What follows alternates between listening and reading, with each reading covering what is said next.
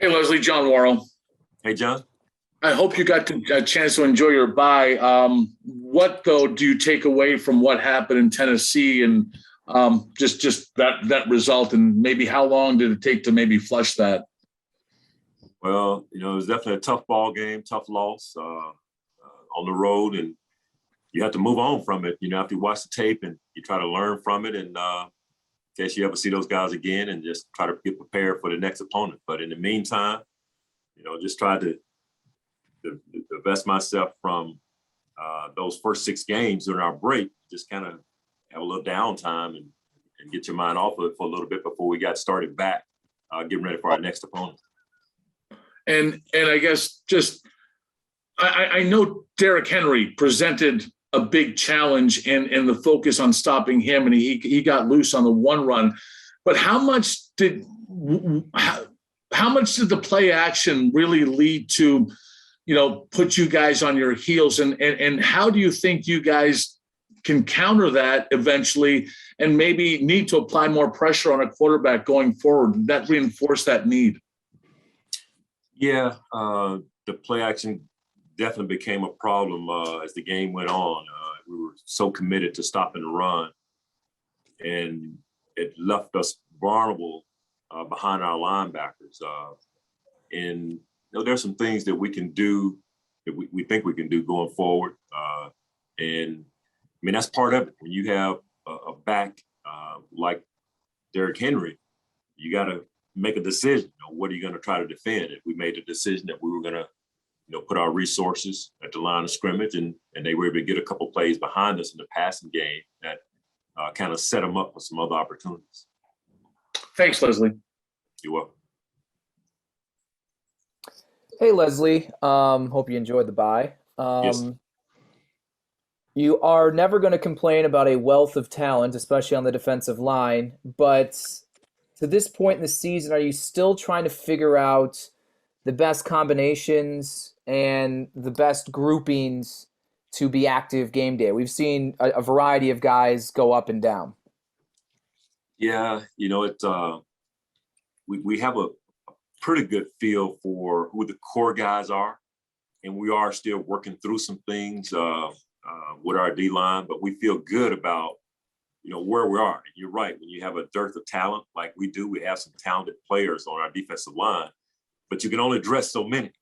And I mean, the guys that aren't able to dress on some of these Sundays, they're still good players. It's just the numbers just don't always add up. So nothing to do with their contribution other than we can only dress 8, and sometimes maybe we might get a 9th guy. And do you feel that there's a good enough rhythm in doing that? Is it affecting the rhythm of guys at all, do you think, with the yo-yoing a bit, and even the guys who are in that core being next to different guys on a week-to-week basis? Yeah, I don't think so, John. We'll see. We're still pretty early in the season, only playing 6 games with so much football left. But we'll see how it shakes out as we go forward. Like I mentioned, we have a good idea who the core are, but for those guys that are just on the fringe from week to week, we have professional players. So the guys that are playing and are up every week, I mean, they practice together all the time with some of the guys that are on the fringe from week to week. So I don't think it creates any negative situations because they're not certain who might be up or who might not be up on that particular week. Thanks a lot, Leslie. You're welcome. Hey, Coach, good to see you. We always hear about clock management with respect to the offensive side of the ball. I'm just curious if there's a defensive checklist with that as well. Like an example, like do defensive staffs have either maybe a line of demarcation on the field or a time cutoff on the clock where if it's like a 2 or 3 point game, you decide, all right, well, at this point, we should just let them score so our offense can get the ball back. Are there things like that for defensive staffs with clock management? Yeah, we do talk about some clock management things that do pertain to our defense. And the one that you brought up, when to let a team score or when to try to stop them in certain situations, we've talked about that as well. And I know that's come up with some other teams. but yeah, to answer your question, we do talk about clock management situations that pertain to defense. And then just quickly, with respect to Brian, the 2 losses that he's had to incur personally over the last month, how much do you respect his ability to kind of stay on task and compartmentalize some tough stuff to deal with in terms of personal family stuff and still do the job? Like, just in viewing him the last month here doing his work. Yeah, I tell you, my heart goes out to Brian. All our team, we tried to be as supportive as we can. He has been a tremendous model and example for all of us. Just seeing how he's handled things, it can only imagine, what he's been going through. But he has been so positive and handled it, at least on the surface, in such a great way. It's been an inspiration to all of us. And, we're all praying for him and pulling for he and his family. But it's been tough. I can only, as I mentioned, only imagine some of the things that he thinks about when he's alone. But we're trying our best to be supportive of him as a team and as a staff, and just let him know how much we love him and how much we want to support him during this difficult time.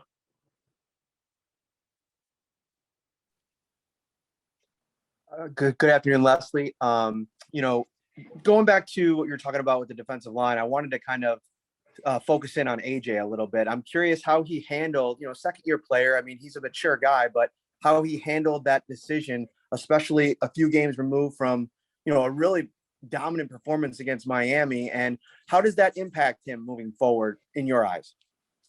Yeah, to his credit, I mean, he did a great job in practice and just being able to handle the news that he was going to be down. And it's not easy having those conversations with players, especially when they have played well, like he played in our first Miami game, really played well, and played well in our opening game as well. But he handled it extremely well, and his opportunity is going to come. He'll be back out there again, and eventually, get back to playing those same number of snaps that he was playing before. So, but to his credit, he did a great job with the news and continued to be a professional. And, you've had a couple days now to really dive into Tua. He's playing really well the last couple of weeks. He's gone through a lot of adversity himself. What have you seen that's been the difference from the guy that maybe you played in week 2 and week 17 last year compared to what he's been doing the last couple of weeks? Yeah, you're right. He's really improved. When I put the tape on and began to watch, I saw a guy who's playing with a lot of confidence. He's making some great throws in some tough situations, and shows some toughness as well. Even when the pocket collapses around him, he's still standing there and make those throws and make some accurate throws. So he's grown as a player, and he's still growing. And his ability to be able to see coverages now, he's gotten so much better at being able to identify where the ball should go from the quarterback position. So yeah, he's grown, he's improved, and we'll have our work cut out for us this Sunday. Thanks, Leslie. You're welcome. Hey, Leslie. I asked Brian the same thing, but I was curious, is there anything you see with Sean of how he handles the bye that's made him so successful coming out of it with the Bills? It just seems like he's taking the approach that, all the things we may have accomplished, depending on no matter what the year was, the consistency in his approach, I think that matters to the players. Each time we've come out of the bye, the message hasn't changed a whole lot from what the guys experienced going into the bye, so if that makes sense to you, but the consistency, I think, is what resonates with the players. He's the same guy coming out of the bye that he was when we went into the bye, what they experienced in those first 6 weeks. So not getting too caught up in what happened before, but keeping them focused on what's ahead. And at the moment, it's the Miami game, and just being locked in on that. And that's what it's been like with him throughout the season, getting guys locked in on that opponent. And he's consistently done that coming out of the bye. Thanks. Hey, Leslie, I just wanted to ask you about Greg Rousseau and how, against Miami in terms of sack production earlier this year, he obviously had a big game. How, with the bye and how he's progressed through 6 games, what has stood out to you about him from week 1 to now? It probably, just the poise that he plays with as much as anything, how composed he is on the field as a rookie. You look for some fluctuations in his performance or in his approach to practice, how he handles things in the meeting rooms, because sometimes those rookies at some point they hit a rookie wall and they just kind of take a step back. But so far that hasn't happened for Greg. He's been very consistent, plays with great energy and just seems to handle the moments extremely well. They don't ever get too big for him. And that's sometimes rare for a rookie. So it's just really been impressed with that part of his game, just how under control he is and how he can manage all the information and all the noise that comes with some of the success that he's had. With knowing that rookies often, hit that point where, a rookie wall, as you say, like, do you try to have conversations about that with young players in advance or kind of like watch out for that specifically? Yeah, I know our D-line coach, Eric Washington, grabbed him and actually had myself and Jock Frazier in the room with him. And the three of us just talked to him about where he is going into the bye. And then Eric grabbed him again coming out of the bye just to talk to him about, goals and what to expect going forward, because this is unusual. The number of games we're playing, how intense each game is from week to week, and the game plan part of it, how it changes every week. So yeah, you try to have some preemptive conversations to give him an idea of what's ahead and also where he is currently. And to his credit, it seems like he handles that information well. Thank you. You're welcome. Yes, good morning, Coach. Frazier, George Radney, Challenger Community News. How you doing this morning? Doing well, George. Great. Just two quick questions for you. One, do you prefer as a coach, prefer the bye week early in the season or late in the season? Number one. And number two, looking at the injury report of the Dolphins and seeing how beat up they are, and I'm amazed that teams in the same division seem like they should have the bye week the same week as their divisional foes. To me, to make it more of because those games mean a little more when you play your division opponent. What's your take on that? Yeah, in regards to your first question, when do I have a preference on when the bye falls? Yes. Been doing it a while now in the league, and you had experienced byes at different points of the season.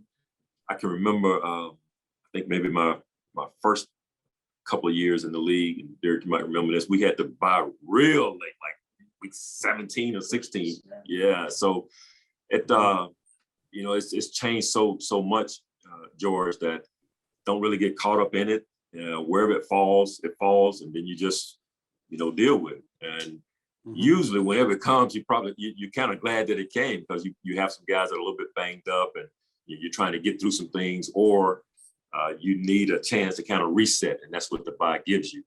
And then regarding each team in your division being able to have the bye on the same weekend, it's not a bad idea, not a bad thought, and maybe that's something you can present to the league and see how they respond. It's not a bad idea.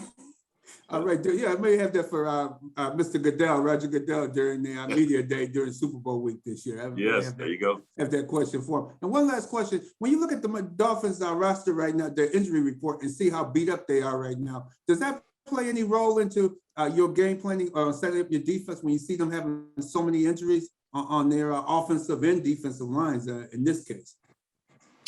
Yeah, don't get too caught up in it at this stage of the week. Now, when they turn in their active and inactives and certain guys aren't playing, then that can factor in. But at this point, not so much.